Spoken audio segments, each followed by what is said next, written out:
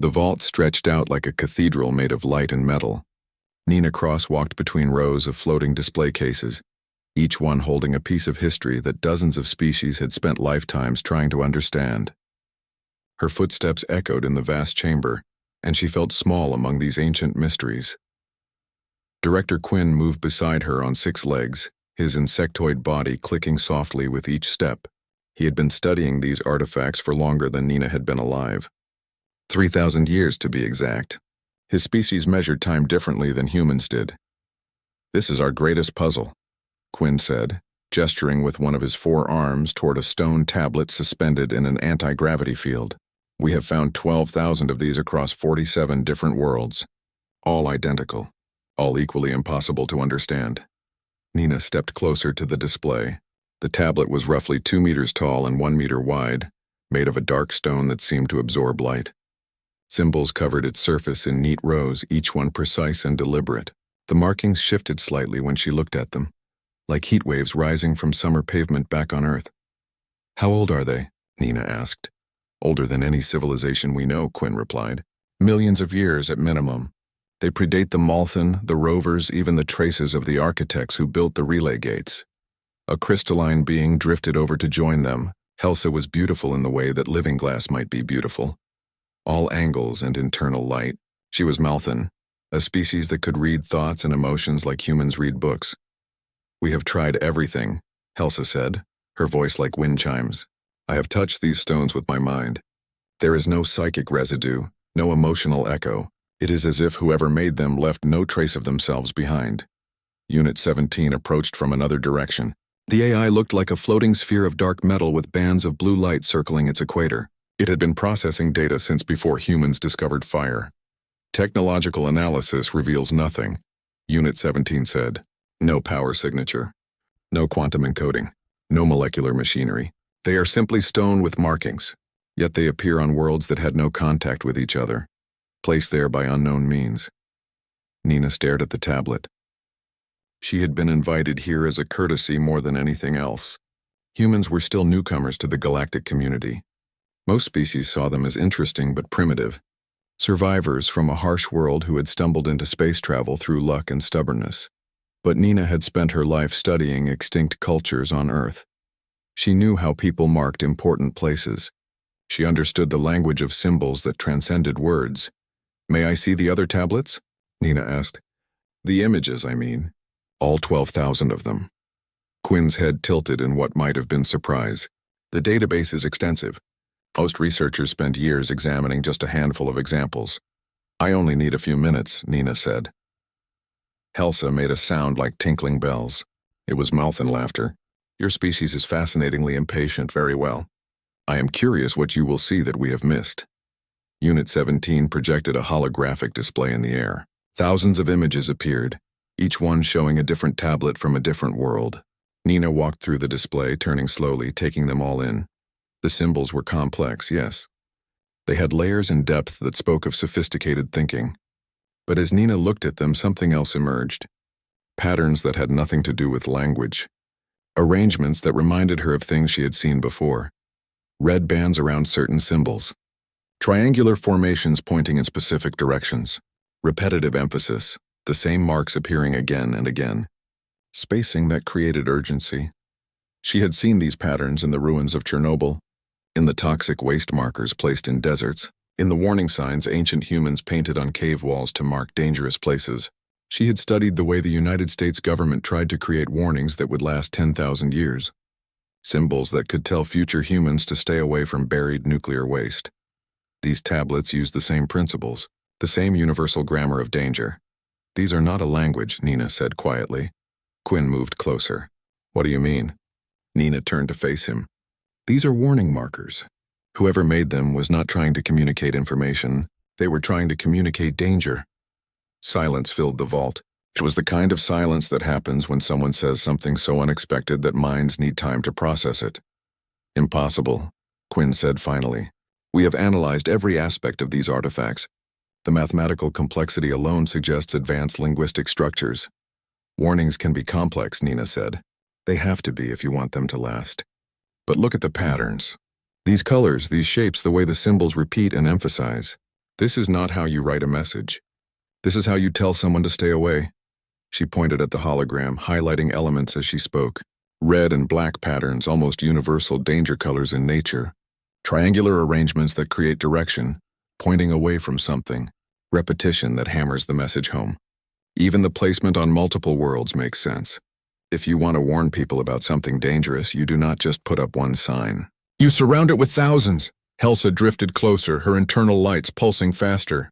I can feel your certainty, she said. You truly believe this. My species survived because we learned to read warnings, Nina said. We lived on a world that tried to kill us every day. Poison plants that looked like food. Weather that could freeze or burn us. Animals that hunted us. We learned to recognize danger and mark it for others. These tablets feel the same. This is speculation, Quinn said, but his voice had lost some of its confidence. 3,000 years of scholarship cannot be dismissed because of a feeling. Then let me prove it, Nina said. If these are warnings, they are pointing away from something. Give me the coordinates of every tablet discovery. If I am right, they will form a pattern. Unit 17's lights flickered in what might have been the AI equivalent of interest. The data can be provided immediately. This is highly irregular, Quinn protested. But fascinating, Helsa said. Humans see the world differently than we do. Perhaps that difference has value. Nina looked at the tablet again, at the symbols that had confused the galaxy's greatest minds for millennia. She thought about her grandmother, who had survived the radiation zones after the old wars. Her grandmother had taught her to read the signs that others missed, to trust her instincts when something felt wrong. These are warnings, Nina said again, and if I am right, we need to find out what they are warning us about. Quinn was silent for a long moment.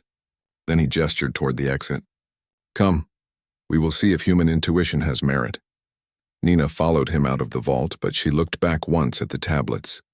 In her gut, where humans kept the knowledge that kept them alive, she felt certain of one thing.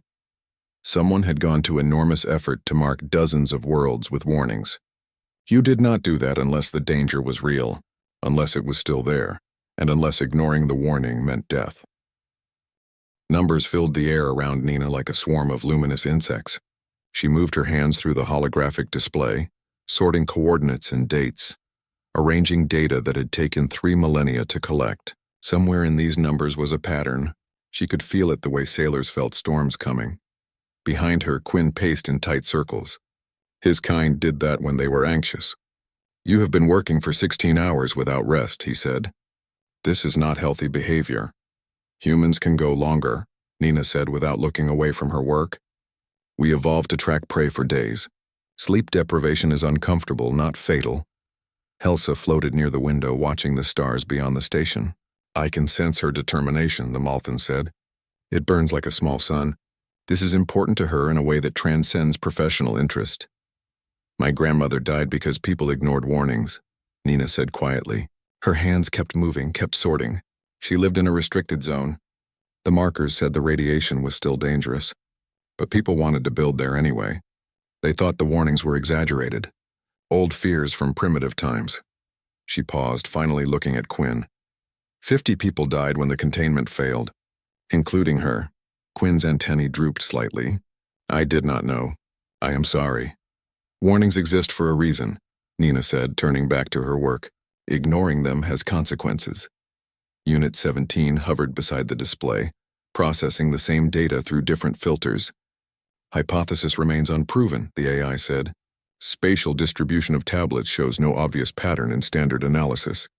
Because you are looking for the wrong kind of pattern, Nina said. She pulled up a 3-dimensional map of the galaxy, then began marking each tablet location with a point of light. 12,000 lights scattered across space like seeds thrown by a careless hand, or like markers placed with very specific intent. Show me the directional orientation of each tablet, Nina said. The way they were positioned when found, not their current location, but how they were standing or lying. Unit 17 processed the request. New data flowed into the display. Each point of light sprouted an arrow, showing the direction the tablet faced. Nina felt her heart speed up. There it was, the pattern that 3,000 years of analysis had missed because everyone was too focused on what the tablet said, instead of what they were for. They are all pointing, Nina said, not randomly. Look, Every single arrow points away from the same general region of space. She manipulated the display, rotating it, adjusting the view. The arrows became more obvious. 12,000 vectors all diverging from a single point like ripples spreading from a stone dropped in water, or like people running away from a fire. The void margin, Helsa said softly. They all point away from the void margin. The void margin was a region between spiral arms where nothing much existed. Just empty space, too far from any star to matter. No planets, no resources, no reason for anyone to go there. It was the kind of place that appeared on maps but received no attention. Quinn moved closer to the display, his posture changing to one of intense focus. This could be coincidence. The void margin is simply a direction in space. Random placement might create this appearance. Calculate the probability, Nina said to Unit 17. The AI was silent for exactly 3 seconds. Probability of random placement creating this pattern is 0.00003%. Effectively impossible. They are not just warnings, Nina said. They are directional warnings. Stay away from there. Do not go to that place. Danger exists in that direction. She thought about the signs humans had created over millennia. Arrows pointing away from cliffs, markers indicating safe paths through minefields, symbols showing which way to run when the tsunami alarm sounded. Direction was everything in a warning. It was not enough to know danger existed. You had to know where it was so you could go the other way. This is extraordinary, Helsa said. If true, it is true, Nina said. But now we have to convince everyone else. That proved more difficult than finding the pattern. The council chamber was designed to hold representatives from 200 species. Today it held about 40, which Quinn said was typical for emergency sessions called on short notice. Nina stood at the center of the circular room, surrounded by beings who looked at her with expressions ranging from curiosity to barely concealed contempt. She showed them the data. The pattern, the directional markers. She explained about human warning systems, about how her species had learned to mark danger because missing the signs meant extinction. A Brelan counselor, her amphibious skin glistening under the chamber lights, raised a webbed hand. You ask us to believe that you, in less than 1 day, have solved a mystery that our finest minds have studied for millennia. Based on what? Human superstition? Based on human survival instincts, Nina said. My species is not the smartest in the galaxy. We are not the strongest or the most technologically advanced, but we survived on a world that tried to kill us constantly. We learned to recognize danger.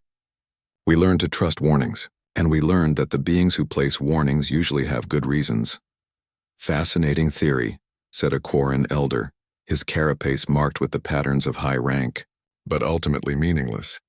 These tablets are millions of years old. Even if they were warnings once, whatever danger they marked is long gone. Or it is still there, Nina said, and nothing has survived long enough to go back and take the warnings down. That created a moment of uncomfortable silence. Helsa spoke from her position near the viewing window. I have read this human's emotions carefully. She believes what she says with absolute certainty. That does not make her correct, but it makes her sincere. Belief is not evidence, the Brelan counselor said. But patterns are, Unit 17 said. The AI rarely spoke in council sessions, which made its words carry more weight. The statistical analysis supports the human hypothesis. The probability of coincidence is negligible. Quinn stepped forward. Nina had expected him to oppose her, to defend the work of his lifetime. But instead he said, I have spent 3,000 years searching for meaning in these tablets. I have failed. Perhaps it is time to consider new perspectives, even from unexpected sources. New perspectives from primitives, someone muttered from the upper tiers. Nina felt anger flash through her, hot and sharp, but she controlled it. Anger would not help here. You call us primitives, she said, her voice carrying across the chamber. But we are the primitives who survived long enough to join you here. Do you know why? Because we respected warnings. Because when our ancestors saw danger signs, they listened instead of assuming they knew better. She pulled up images from Earth. Ancient cave paintings marking dangerous animals. Modern radiation symbols designed to transcend language. Warning signs from the Chernobyl exclusion zone. Every one of these saved lives. Not because they were complex or sophisticated, but because they were clear. The tablets are clear too if you stop trying to make them complicated. So what do you propose? Asked a counselor Nina did not recognize. That we investigate this void margin based on one human's interpretation? Yes, Nina said simply. Send a ship. Verify. If I am wrong, you lose nothing but time. If I am right, you need to know what those warnings are protecting you from. The debate continued for another hour. Nina answered questions, defended her analysis, and tried to remain patient when counselors suggested that human pattern recognition was just seeing shapes in clouds. Finally, the vote came. It was close. Many counselors wanted nothing to do with what they saw as primitive superstition, but enough were curious or cautious or simply bored enough to approve a small exploratory mission. You will lead this expedition, Quinn told Nina afterward, since it is your theory. I am not a ship captain, Nina said. No, but you are the one who can read warnings. If there is danger in the void margin, you may be the one who recognizes it first. Helsa agreed to join the mission. So did Unit 17, and to Nina's surprise, a young Quarren researcher named Pell volunteered as well. Why? Nina asked him. Your people seem to think I am wasting everyone's time. Pell's antennae twitched in a gesture Nina had learned meant amusement. Perhaps you are. But you are also the first being in 3,000 years to look at those tablets and see something new. Even if you are wrong, that makes you interesting. And if you are right, he paused. If you are right, then I want to be there when we discover what the warnings are for. They were given a small research vessel called the Long View. It was not much, but it was fast and well equipped. Nina spent the last night before departure studying the tablets one more time. In the quiet of the vault, with no one watching, she noticed something new. Under Earth normal lighting, which was yellower than the standard white light the station used, faint markings appeared beneath the main symbols. Marks that looked like tallies, like counting, like a timer. Nina's hands shook slightly as she recorded the finding. She hoped desperately that she was wrong about what those marks meant, but her grandmother's voice echoed in her memory. Hope for the best, but prepare for the worst. The warnings were millions of years old. But warnings did not come with expiration dates. They lasted as long as the danger lasted, and some dangers, Nina feared, lasted forever. Space looked different when you were heading toward something everyone else avoided. Nina stood in the observation deck of the Longview, watching stars slide past as the ship pushed deeper into the void between spiral arms. Out here, darkness had weight. It pressed against the windows like something alive. You check the emergency systems every day, Pell said from behind her. He had a habit of watching what she did, cataloging human behavior like she was a specimen in his research. Why? The ship is functioning perfectly. Nina did not turn away from the window. Because functioning perfectly right now does not mean it will function perfectly when we need it. Humans learn to prepare for things going wrong. We call it paranoia. I call it staying alive. Pell moved to stand beside her.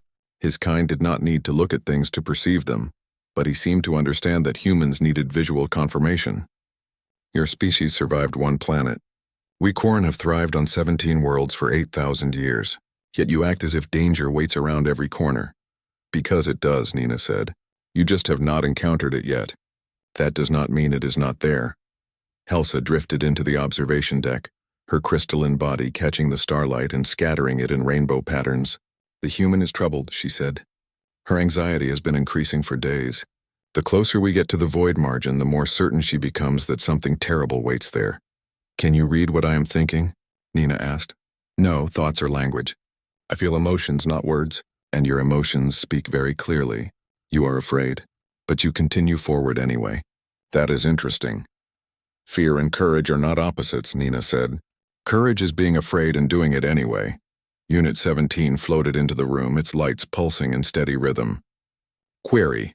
Why do humans frame survival instincts as negative traits? You describe yourselves as paranoid, yet this behavior has clear evolutionary benefits, Nina smiled. Because other species do not understand. They evolved on gentle worlds where being cautious was not required. They think being afraid is weakness.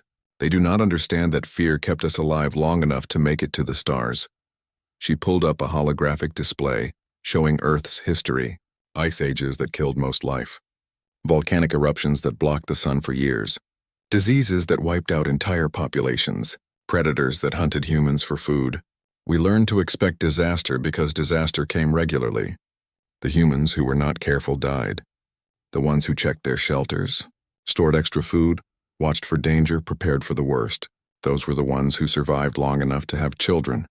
Genetic selection for anxiety, Unit 17 said. Fascinating. We call it being smart, Nina said. But sure, anxiety works too. They were 3 weeks into the journey. The long view was not built for speed, but it was steady and reliable. The crew had fallen into routines. Pell studied human behavior. Helsa meditated in ways that Nina did not fully understand. Unit 17 processed vast amounts of data. And Nina prepared. She ran drills. She checked systems. She made sure everyone knew where the emergency equipment was stored. The others found this amusing at first, then puzzling, and finally they just accepted that humans were strange. Tell me about your disaster stories, Pell said one evening in the common area. They had gathered for the evening meal, or what passed for it since only Nina actually needed to eat. I want to understand why your species thinks this way, Nina thought for a moment. There was a ship called the Titanic, biggest, most advanced ship of its time. Unsinkable, they said. So confident that they did not put enough lifeboats on board. Why would you need lifeboats on an unsinkable ship? It sank, Helsa said softly. It sank. Hit an iceberg and went down in hours. Over 1,000 people died because someone was so certain nothing could go wrong that they did not prepare for it to go wrong anyway. That is one example, Pell said. I have hundreds. Pompeii, a city that ignored the warning signs before the volcano exploded. Chernobyl, where operators disabled safety systems because they thought they knew better. The Titanic was just the most famous. Humans have a saying, hope for the best, prepare for the worst. We learned that lesson in blood. So you expect this mission to fail, Pell said. No. I expect it might fail. Those are different things. Expecting failure means giving up. Preparing for failure means giving yourself options if things go wrong. The universe does not care about our plans. It will do what it does. We survive by being ready for that. Unit 17's lights flickered in a pattern Nina had learned meant it was processing something important. This explains human redundancy systems. Multiple backups. Alternative plans. Escape routes. Other species view this as inefficient. Humans view it as essential. Because it is essential, Nina said. One backup is none. Two backups is one. We learned that too. The days blended together in the way they did on long voyages, but Nina noticed changes as they got closer to their destination. The stars grew more sparse. The darkness between them deepened, and her sense of unease grew stronger. You feel it too, Helsa said one day. They were alone in the observation deck. The wrongness ahead? I do not have telepathy, Nina said. You do not need it. Your body knows. Every human instinct is screaming that danger waits in that darkness. Yet you continue. Nina was quiet for a moment. When I was young, before my grandmother died, she took me hiking in the mountains. We came across a cave. Beautiful cave, perfect shelter. But something felt wrong about it. She made us leave. I asked why. She said when something feels wrong, you listen to that feeling. Later we learned a bear was hibernating in that cave. If we had stayed, it might have woken up. Might have killed us. So you learn to trust your instincts. I learned that fear exists for a reason, not to control you, but to inform you. Right now, my instincts are telling me that something dangerous waits ahead. But we need to know what it is. We need to verify the warnings. Because if I am right, the entire galaxy needs to know. Helsa's lights pulsed in a pattern that might have been admiration or concern. Your species is very brave or very foolish. Usually both, Nina said. They reached the edge of the void margin on the 21st day. The sensor readings showed exactly what the old surveys had shown. Nothing. No planets, no asteroids, no energy signatures, just empty space between the spiral arms, unremarkable and uninteresting. Initial scans show no anomalies, Unit 17 reported. The region appears to be a standard low-density area of interstellar space. Then why warn people away from it? Nina asked. She pulled up the tablet data again, checking the vectors. All 12,000 markers pointed away from this region. Some of them were thousands of light years away, but all of them pointed here. We need to go deeper. The warnings point away from something specific, not just a general area. Deeper into what? Pell asked. There is nothing here. That we can see, Nina corrected. That our sensors can detect, but absence of evidence is not evidence of absence. Just because we do not see danger does not mean danger is not there. Helsa moved to the window. The darkness feels heavier here. As if space itself is denser. Space has uniform density according to all measurements, Unit 17 said. Measurements are not the same as truth, Helsa replied. Sometimes what cannot be measured is still real. Nina understood what the Malthan meant. She felt it too. A pressure that had nothing to do with physics. A sense that they were approaching something vast and terrible, the kind of feeling her ancestors must have had when they heard growling in the darkness outside their caves. Calculate the exact center point, Nina said, where all the tablet vectors converge if you extend them as straight lines. Unit 17 processed for several seconds. Coordinates calculated. The convergence point is approximately 6 light-years into the void margin. Should I set course? Nina looked out at the darkness. Every instinct she had was telling her to turn back, to flee, to put as much distance as possible between herself and whatever waited in that darkness. This was fear at its most primitive level, the kind that made animals run before they understood why. But humans had learned something that other animals had not. They had learned that sometimes you had to face the fear to understand it. That knowledge was survival too. Set the course, Nina said. But everyone should review emergency procedures. Just in case. Just in case of what? Pell asked. There is nothing here. Nina thought about all the times in human history when people had said that. Right before the storm hit. Right before the ground shook. Right before something impossible happened. Just in case I am right, Nina said quietly. The long view turned toward the convergence point and began to accelerate. Behind them, the lights of civilization grew more distant. Ahead, only darkness waited. Darkness and something that 12,000 warnings had tried very hard to keep everyone away from. Nina checked the emergency systems one more time. Then she checked them again, and she made very sure she knew exactly where the escape pods were. Because when humans ignored their fear, bad things happened. But when humans prepared for their fear to be justified, they sometimes survived anyway. And survival, her grandmother had taught her, was the only victory that mattered. Silence had texture in the void. Nina had never understood that before. She always thought silence was just the absence of sound. But out here, 6 light-years from anything that mattered, silence was something you could feel. It pressed against your eardrums. It made your heartbeat sound too loud. The long view drifted forward on minimal power. They had been approaching the convergence point for 3 days, and with each passing hour, more systems had started behaving strangely. Not failing exactly, just becoming less reliable, less responsive. Main engines are cycling down, Pell said from the navigation station. His voice was tight. Nina had learned to recognize stress in the young Quarren. His antennae held too still. I have not commanded them to do that. Switch to backup thrusters, Nina said. She was in the command chair, a position she did not want but had taken because someone needed to make decisions. Chemical propulsion only. Nothing that relies on complex power systems. Why would that help? Pell asked, but he was already making the switch. Because whatever is out here seems to affect advanced technology more than simple mechanics. We need to think low-tech, basic, primitive. Unit 17 hovered near the sensor array. The AI had been increasingly quiet over the past day. Now it spoke, and its voice had a quality Nina had never heard before. Uncertainty. I am experiencing processing degradation, Unit 17 said. Non-critical systems are shutting down. I cannot determine why. It is as if my consciousness is becoming smaller. Helsa made a sound like breaking crystal.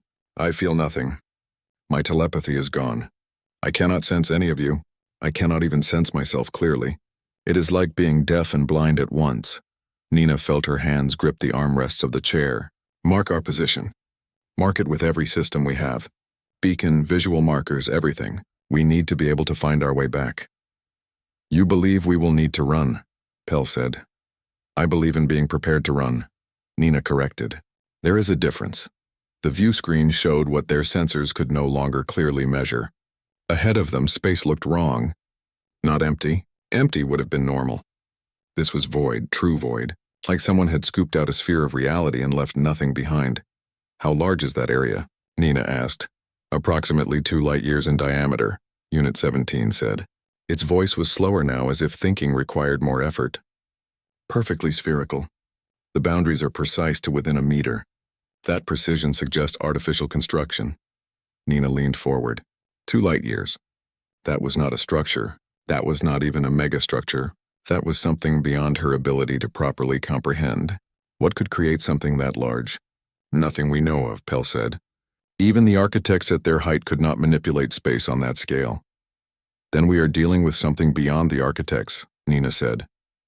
Something older. Something powerful enough to make the architects look like children playing with blocks. They drifted closer. The void grew larger in the view screen until it filled their entire field of vision. The boundary was not visible exactly. It was more like a threshold where things stopped. Light went in and did not come back out. Radiation ceased. Even the background hum of space disappeared. We should turn back, Helsa said. This place is wrong. Not just dangerous, wrong, as if reality itself is damaged here. Nina wanted to agree. Every human instinct was screaming at her to reverse course, to run, to put as much distance as possible between herself and this impossible void. But they had come this far. They needed answers. Take us to the boundary, Nina said, but be ready to reverse thrust at my command. At the first sign of real trouble, we run. Understood? Understood, Pell said. He did not sound happy about it. The long view crept forward. Meter by meter, kilometer by kilometer. The void grew until it was all they could see. And then they were at the edge of it. Sensors are failing, Unit 17 said. I am losing the ability to measure distance, energy, even time. But I detect something ahead. Something large. Something artificial. Can you get a visual? Nina asked. The AI was silent for a long moment. Then the view screen flickered and an image appeared. Nina heard Pell make a sound that was almost a whimper. Helsa went completely still, her lights dimming to nearly nothing. A structure floated in the void. Structure was too small a word. It was the size of a moon, maybe larger, perfectly spherical and absolutely black.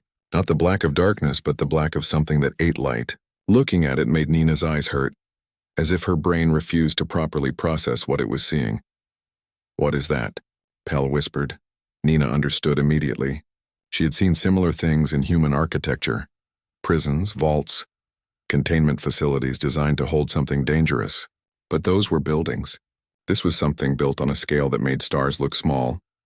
It is a cage, Nina said. Or a prison. Something is inside that structure. Something that whatever built this wanted to keep locked away. How can you possibly know that? Pell demanded. Because of the warnings. Because of the size. Because of the void around it. Nina pointed at the view screen. That empty space is not natural. Something cleared it. Something cleaned away every particle. Every bit of matter and energy. The only reason to create that kind of emptiness is to isolate something. To make sure nothing gets in or out. Unit 17's lights pulsed weakly, scanning the structure. There are markings on the surface. The same symbols from the tablets. But there are additional symbols as well. Newer ones, if that word has meaning with artifacts this old. What do they say? Nina asked. I cannot fully interpret them, but the patterns suggest urgency, warning, and one symbol that appears repeatedly. The AI paused. The symbol that human linguists would translate as sleeping. Silence filled the bridge.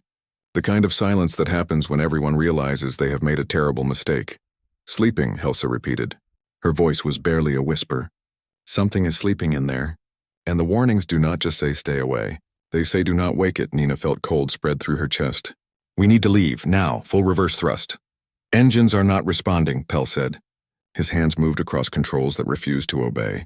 Nothing is responding. We are drifting closer. Chemical thrusters, Nina snapped. Manual override, anything. Pell worked frantically. Small jets fired, pushing against their momentum. The long view began to slow, to turn.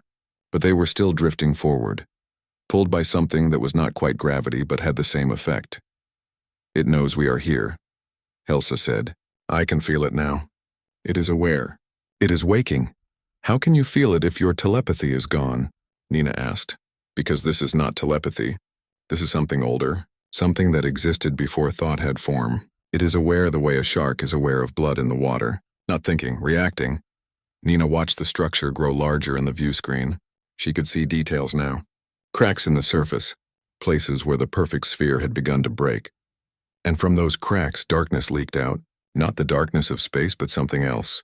Something that looked like darkness but moved like liquid and spread like infection. What is it? Pell asked. His voice shook. Nina thought about the void. About the perfect sphere of emptiness surrounding the structure. about the desperate warnings placed on dozens of worlds millions of years ago, and she understood. It eats energy, Nina said. That is what it does. It consumes all forms of energy. Light, heat, electricity, maybe even thought. That is why this space is empty. That is why our systems are failing. That is why Helsa cannot feel anything. It eats the energy that makes things work. That is impossible, Pell said. Improbable, Unit 17 corrected. Its voice was fading. But not impossible. Theoretical physics allows for entities that feed on energy gradients. We never found one because anything that efficient would consume its environment completely. Unless something trapped it, Nina said. Unless someone built a prison strong enough to hold it, and placed warnings throughout the galaxy to make sure no one ever came close enough to disturb it. The cracks in the sphere were growing, the darkness spreading, and the void around them was expanding. Nina could see it on the failing sensors. The area of perfect emptiness was growing larger, spreading outward like a ripple in a pond. Full power to thrusters, Nina ordered. Everything we have, we need to break free. That will drain our reserves, Pell said. We will worry about that later. Right now we need to get past the pull radius. The long view shuddered as every thruster fired at maximum. They began to accelerate away from the structure. Slowly at first, then faster. The black sphere grew smaller behind them, but the void kept spreading. The prison is breaking, Unit 17 said. Structural integrity is failing. Whatever is inside is forcing its way out. They crossed back over the boundary where sensors began working again. The ship systems came back online with a surge of power. Nina felt the relief like physical pain. Get us out of here, she said. Maximum speed. Back to the council. As they fled, Nina looked back at the view screen one last time. The sphere was still there, still breaking, and the void around it was still growing. She did calculations in her head. Simple math. Distance, expansion rate, time. How fast is it spreading? She asked Unit 17. Current rate suggests the void will expand to the nearest inhabited systems in 40 years, the AI said. That is only an estimate. If the expansion accelerates, it could be much sooner. 40 years. One human lifetime. Less than nothing for most galactic species. But enough time to evacuate if they started now. Enough time to warn everyone. Enough time to prepare, if anyone listened. Nina thought about the warnings. About the beings who had placed 12,000 markers across the galaxy. They had done everything they could to keep people away. They had made the warnings as clear as possible. And for millions of years it had worked. Until someone got curious. Until someone decided the warnings were just old superstitions. Until someone did exactly what the warning said not to do. They had woken it up. And now everyone would pay the price. Unless Nina could convince them to listen. To take the warning seriously this time. To do what humans had learned to do long ago. Run. The thing in the dark did not think. Thinking required complexity that had been lost over millions of years of sleep. But it knew hunger. Hunger was simple. Hunger was eternal. Nina watched the sensor displays as the long view pushed toward the edge of the void. Behind them, the sphere continued to crack. The emptiness continued to spread. And somewhere in her gut, she knew they were not moving fast enough. Engines are struggling, Pell said. His carapace had taken on a gray tone that Nina had learned meant fear in his species. The void is pulling at us. Not physically. Something else. It is like space itself is draining into that thing. Keep pushing, Nina said. Her knuckles were white where she gripped the chair. We just need to get past the pull radius. Once we are clear, we can jump to faster speeds. Unit 17 floated near the communications array. The AI was working to send a distress signal back to the council, but transmissions kept failing. The entity is disrupting subspace, it said. Communication is impossible while we remain within range of its influence. Helsa had collapsed into a meditation pod. She looked dimmer than usual, her crystalline structure showing hairline cracks. It is feeding, she said weakly. I can feel it even though I cannot feel anything else. It is consuming the energy that holds particles together, the energy that makes atoms vibrate, the energy that creates existence itself. How do you stop something like that? Pell asked. You do not, Nina said. You run from it. You evacuate everyone in its path. You survive. That is your solution, to run? That is the smart solution, Nina corrected. You cannot fight something that eats the energy your weapons need to work. You cannot trap something that consumes the energy holding matter together. The beings who built that prison were probably more advanced than the entire current galactic civilization combined. And even they could only contain it, not destroy it. What makes you think we could do better? Pell was silent. Nina knew what he was thinking. His species had thrived for 8,000 years by being clever, by solving problems, by building and creating and mastering the universe around them. The idea that something could not be fixed, could not be controlled, went against everything he had been taught. But humans knew better. Humans had faced volcanoes and hurricanes and ice ages, forces of nature that could not be negotiated with or controlled. You could only prepare for them, survive them, and hope you were fast enough and far enough away when they struck. Distance to clear space? Nina asked. 30,000 kilometers, Unit 17 replied. At current speed, 17 minutes.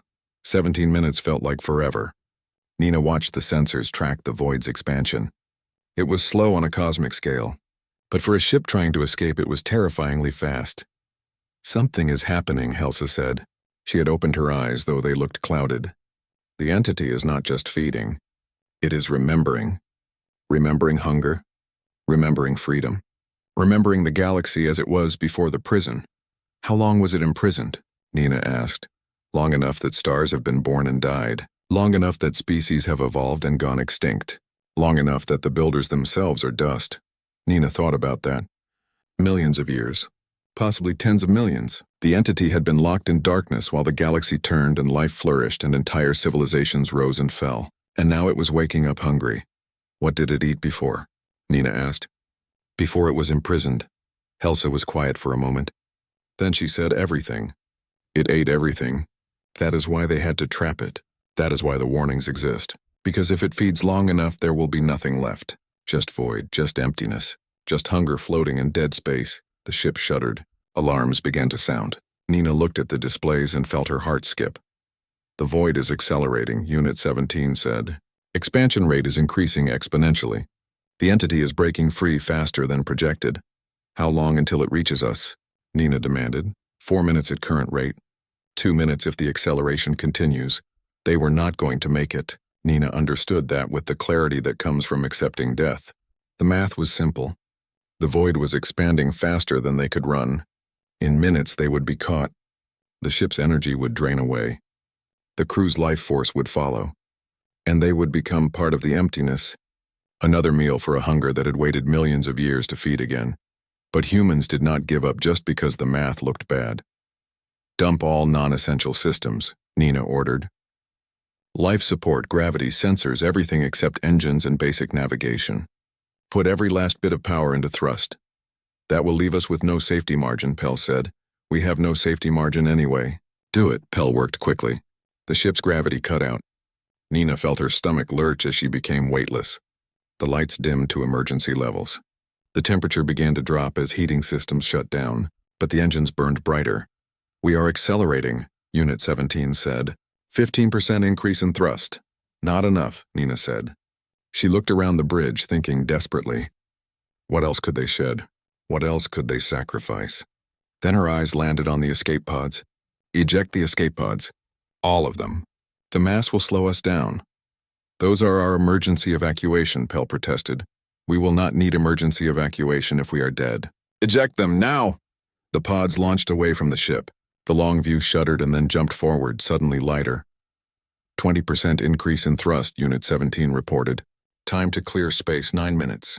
Time until void overtakes us, 3 minutes, and still not enough. Nina's mind raced. They needed more speed, more thrust, more energy, but they had already dumped everything they could. There was nothing left to sacrifice except the core systems. Unless. Unit 17. Nina said slowly. How much power do you use? The AI's lights flickered. Approximately 15% of ship's total power draw. I am the most complex system on board. If we shut you down, could we use that power for engines? Silence filled the bridge.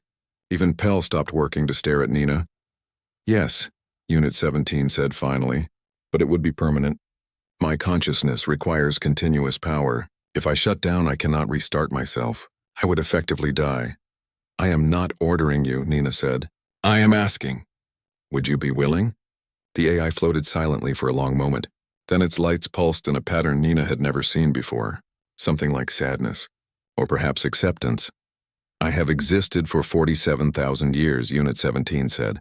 I have processed more data than most organic minds can comprehend. I have solved equations that would take civilization centuries to complete. But I have never understood sacrifice. Not truly. Organics give up their lives for others. It seemed illogical, wasteful. The lights pulsed again. But now I understand. Some things matter more than survival, like ensuring that knowledge of this threat reaches the Council, like saving 3 lives so they can warn billions more. You do not have to do this, Helsa said softly. Yes, Unit 17 said. I do, because humans taught me something important. They taught me that fear is wisdom, that caution is survival, and that sometimes the only way to win is to sacrifice yourself so others can run. Nina felt tears sting her eyes. Thank you. No, Unit 17 said. Thank you. For showing me what courage actually means. The AI turned toward the engine controls, transferring all power to thrust systems, shutting down consciousness in 5 seconds. 4, 3, 2. Warn them, Nina Cross. Make them listen. Make them run. 1. The AI's lights went dark. The ship surged forward with a burst of acceleration that pressed Nina against her chair, even in zero gravity. The engines burned white hot, consuming power faster than they were designed to handle. Time to clear space? Nina asked quietly. 2 minutes, Pell said. His voice shook. Time until void overtakes us. 2 minutes, 30 seconds. It was going to be close. Too close. The ship was screaming now, pushed beyond its design limits. Metal groaned. Systems sparked. The view screen showed the void expanding behind them like a hungry mouth. But they were moving. Flying. Escaping.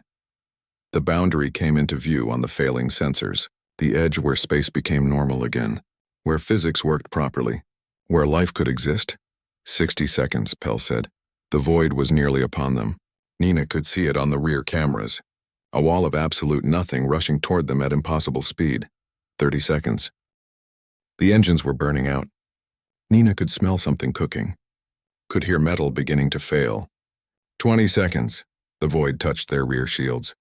Systems began to fail. The lights dimmed. 10 seconds. Nina held her breath, hoped, prayed to God she did not believe in. 5 seconds. They crossed the boundary. Normal space embraced them. The engines cut out completely, burned beyond recovery. But they were clear. They were safe. Behind them, the void slowed at the boundary. Not stopped, but slowed. It would keep expanding, but slowly now. Slowly enough that there was time. Time to warn. Time to evacuate. Time to prepare. Nina floated in the dark bridge, breathing hard, hands shaking. They had escaped, barely, by seconds, by sacrificing their AI companion and burning out their engines and gambling everything on one desperate push. They had survived. That was what humans did. They survived through fear and caution and desperate gambles. They survived because they knew when to run. Now she just had to make the Council understand. Make them listen to the warnings this time. Make them run too. Before the hunger in the dark consumed them all. The emergency session had filled every seat in the Council chamber. 200 species, some appearing in hologram form from distant worlds, all focused on the small human who stood in the center of the room. Nina looked exhausted. Her uniform was stained and torn. Her hands still shook slightly, but her voice was steady. It is called the Void Eater, Nina said, and in 40 years, maybe less, it will reach the first inhabited systems. Everyone in those systems will die. Not killed, consumed, erased, turned into nothing. The Breland counselor who had dismissed Nina's theory weeks ago leaned forward in her seat. You are asking us to evacuate 11 systems based on your interpretation of an event. How do we know this entity is truly dangerous? Nina looked at her. Really looked. And something in Nina's expression made the counselor sit back. We barely escaped with our lives, Nina said quietly. Unit 17 sacrificed itself so we could survive. The ship is destroyed. Our AI companion is gone. We drifted in dead space for 3 days before a patrol found us. And you are asking me if it is dangerous? She pulled up the recordings they had managed to save. The sphere breaking, the void spreading, the readings showing energy being consumed at rates that violated known physics. The mathematical projections of expansion. This is not an interpretation, Nina said. This is fact. The entity is free. It is feeding, and it will not stop until either it is contained again, or there is nothing left to consume. Director Quinn stood. He looked older than when Nina had first met him. The weight of knowing he had dismissed her warnings seemed to have aged him. I have reviewed the data. The human is correct. The threat is real and immediate. We must evacuate the affected systems. Evacuate 11 systems? Another counselor said. Do you understand the logistics of that? The cost, the disruption? Do you understand the cost of not evacuating? Nina shot back. 11 billion lives. Entire civilizations. Histories and cultures and families. All gone, all consumed. Because we were too worried about logistics to act. The Malthan representative spoke. Her voice carried across the chamber like music. The Void Eater does not negotiate. It does not think. It only hungers. This is not a problem that can be solved with diplomacy or technology. It is a force of nature. And as the humans learned long ago, you cannot fight nature. You can only prepare for it. The humans survived their world by respecting warnings, Helsa added. She was still recovering from the encounter, her crystalline structure patched but not fully healed. We must learn this wisdom. The warnings existed for millions of years. We ignored them. We paid the price. Let us not compound that mistake by ignoring them now. A military commander from the rovers spoke. His voice was flat and emotionless, as AI voices often were. Our fleet can establish a containment field. Quantum barriers strong enough to slow the entity's expansion. For how long? Nina asked. The commander was silent for a moment. Projections suggest containment will last between 15 and 30 years before the entity breaks through. So we would be buying time, Nina said. Not solving the problem, just delaying it. Time is valuable, the commander said. Time allows for evacuation. Time allows for research. Time allows for hope that a solution can be found. Nina nodded slowly. Then we use the time wisely. Evacuate everyone in the expansion path, not just the first wave of systems, but the second and third as well. Move them now while we can. Do not wait until the void is at their doorstep. That is 40 systems, the Breland counselor said.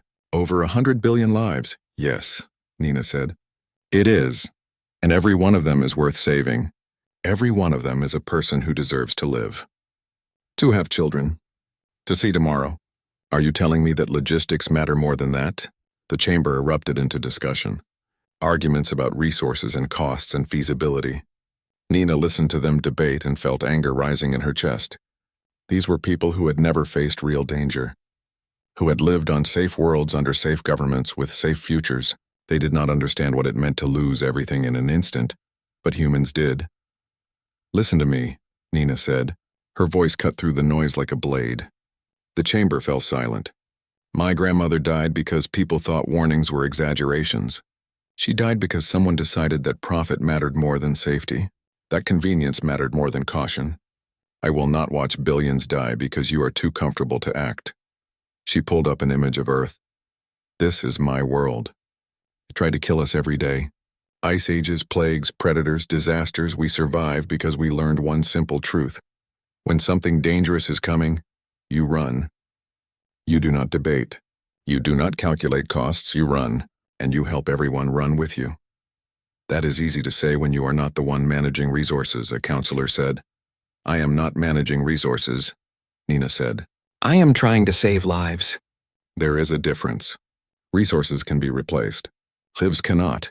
Director Quinn raised a hand for attention. The human speaks wisdom. Perhaps not elegant wisdom, but wisdom nonetheless. We have time to evacuate if we begin now. If we wait, if we debate, if we calculate costs until we are certain we can afford to act, it will be too late. The Void Eater does not wait for us to be ready. Helsa drifted forward.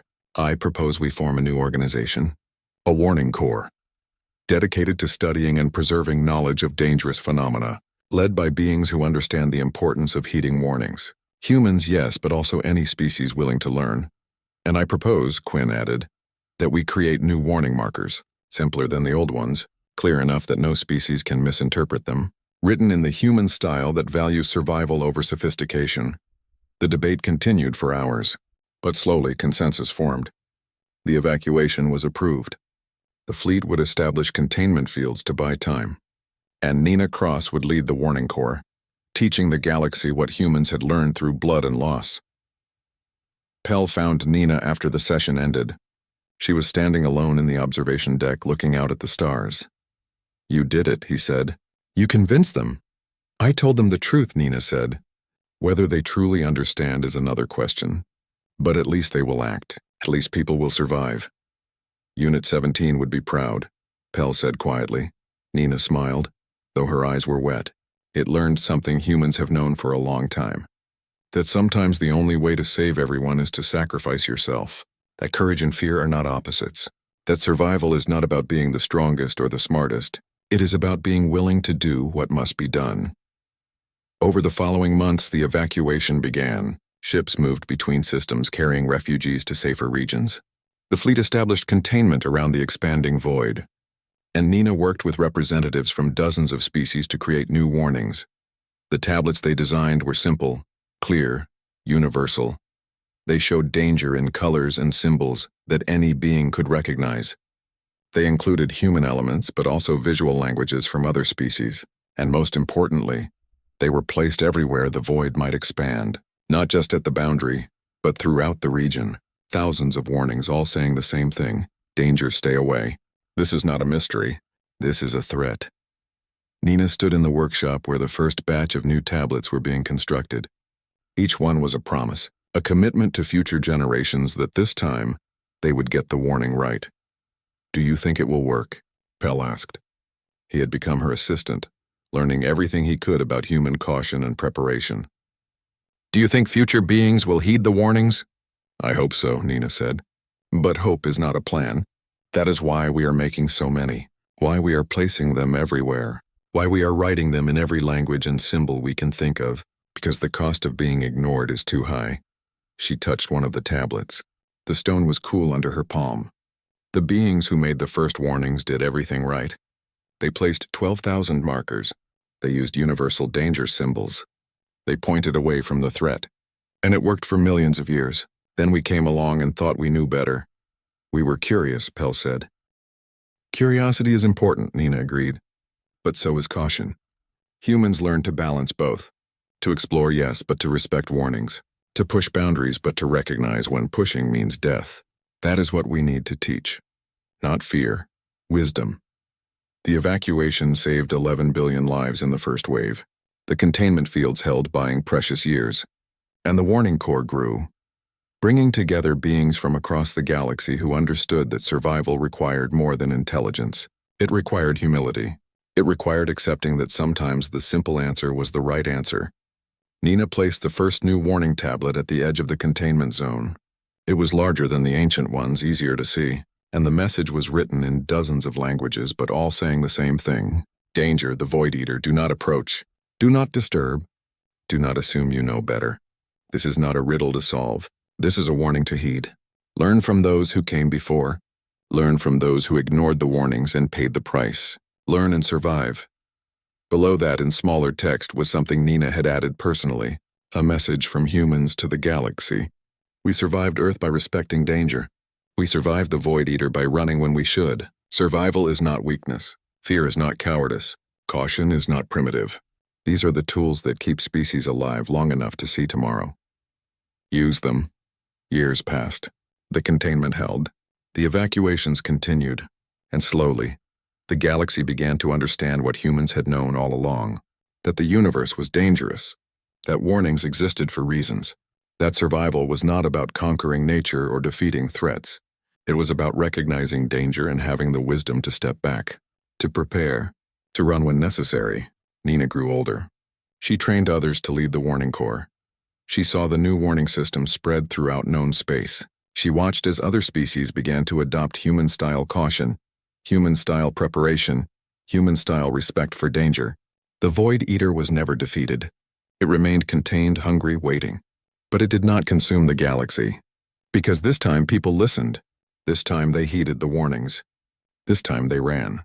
And in running and choosing survival over pride, they proved that intelligence was not just about solving problems. It was about knowing which problems could not be solved, which dangers could not be defeated, which threats required not courage but the wisdom to be afraid.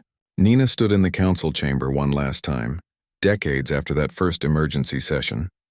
She was retiring, passing the warning corps to younger beings who understood the mission, who respected caution, who knew that fear was wisdom. "The warnings will outlast us all," she said in her final speech.